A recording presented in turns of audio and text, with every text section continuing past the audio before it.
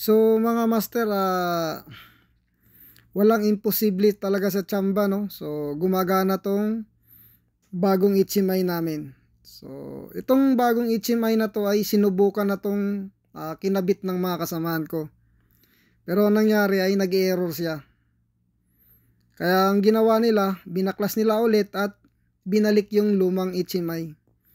So yung lumang HMI pala, ang problema nun ay ayaw gumana yung touchscreen. Pero nagagamit namin dahil nga may isa siyang option na gumamit kami ng mouse. So gumagana siya sa mouse. Pero sa touchscreen niya, hindi siya gumagana. Kaya ang ginawa ng boss namin, dahil nag-order siya ng bago, so ito na yung dumating na bagong HMI. So kinabit nila, nga lang hindi gumagana, nag-error daw. Kaya nag-suggest ako sa boss ko na subukan naming ikabit ulit yung bago at yung lumang memory card ang gagamitin namin.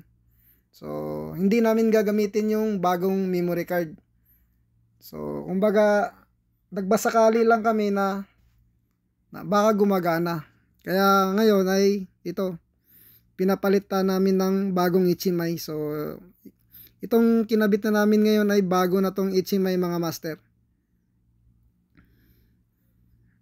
Galing pa to ng KHS, no? So BNR pa lang brand nitong HMI na to. So medyo matagal din magpalit nito dahil nga marami yung wiring, tsaka marami siyang lock.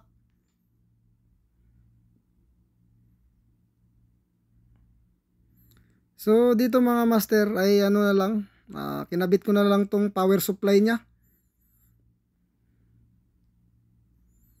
Tsaka double check na rin kung naikabit lahat yung mga connector. So ito pala yung luma na HMI mga master. So kumbaga itong memory card na to ay bago to. So ito yung hindi ginagamit ko. So ang kinabit namin ay yung galing dito na luma. So ito yun, itong 48 GB na to na memory card. So BNR pala tong panel na to. So PC 2200 ang model nito. So itong memory card na to master ay hindi na talaga namin to gagamitin dahil nga nag-error siya. So ngayon kasi ay gumagana siya, na lumang memory card ang ginagamit namin. So kung titingnan natin dito sa screen niya, sa may HMI mismo, so naka ano pa yan, naka plastic pa talaga yan at gumagana na yung touchscreen mga master. So yun lang mga master, yung memory card lang pala ang problema. So kailangan pa i-online.